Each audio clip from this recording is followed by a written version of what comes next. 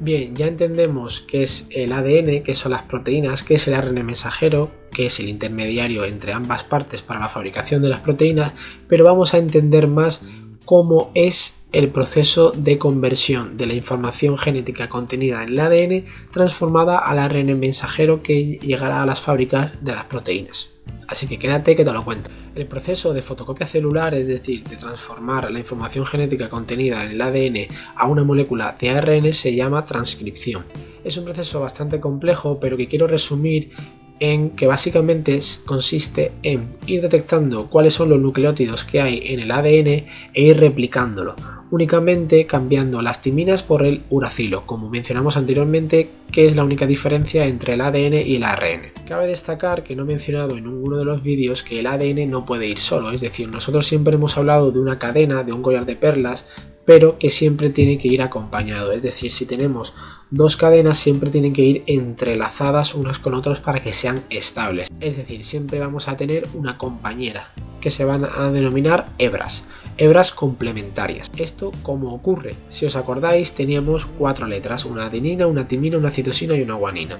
Vale, dentro de estas 4, 2 de ellas tienen, por así decirlo, similitudes químicas, que se denominan bases púricas y bases pirimidínicas. Bien, pues son este conjunto de bases púricas y bases pirimidínicas de tal manera que su composición química va a ser relativamente similar y se van a unir de la misma manera.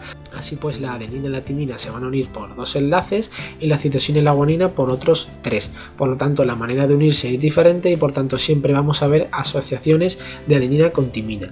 De ahí por lo tanto que cuando haya hebras complementarias, si por ejemplo en un lado tenemos la timina, en el otro tenemos la adenina. ¿Por qué? Porque únicamente se pueden unir entre ellas de esta manera.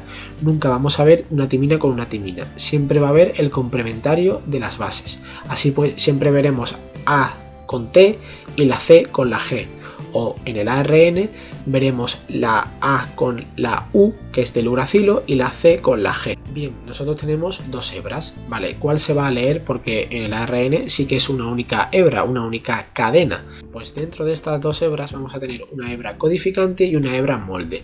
La hebra molde, como su nombre propio indica, va a servir de molde para fabricar el ARN por similitud, ¿vale? Aquí hay una adenina, por lo tanto tengo que poner un uracilo. ¿Por qué? Porque en teoría corresponde a una timina. Como es ARN no ponemos timina, ponemos uracilo. Vale, el siguiente nucleótido ¿cuál es? Una C.